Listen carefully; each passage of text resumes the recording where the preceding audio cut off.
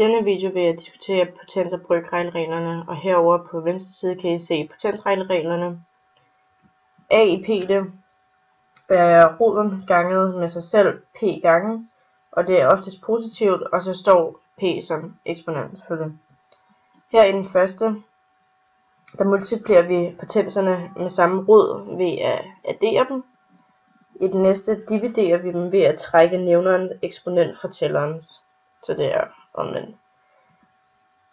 Her multiplicerer vi så potenserne med samme eksponent ved at multiplicere rødderne og beholde eksponenten.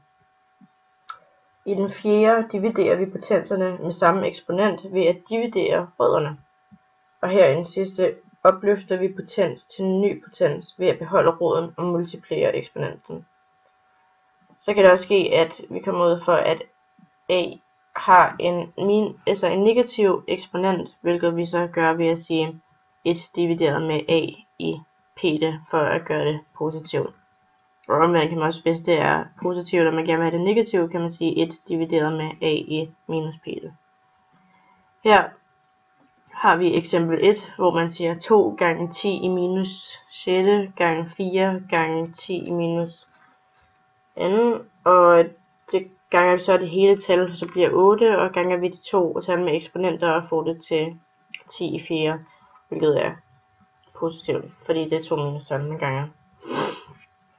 Herovre til højre har vi så brøkreglereglerne, hvor man kan se her i den første, der ganger man et tal med brøkens tæller og beholder nævneren. Og omvendt hernede dividerer man et brøk ved at tallet med et tal, hvor man ganger nævneren og beholder tælleren. Det her det er så en flerledet brøk, hvor hvis de har fælles nævner, kan man dele dem op i 2, eller omvendt, hvis de har delt dem op i 2, kan man dele ned i 1. Forlængelse af en brøk sker ved, at man ganger tælleren og nævneren med tallet. Så I kan se her, at man ganger både tæller og nævner med tallet k.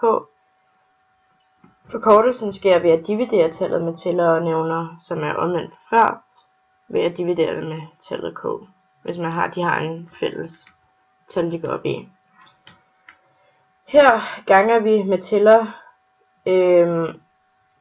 og tæller og nævner med nævner, og det gør man så ved at gange 2 brøker. Og hernede der dividerer man så 2 brøker med den omvendte brøk, så man siger A gange D og B gange C.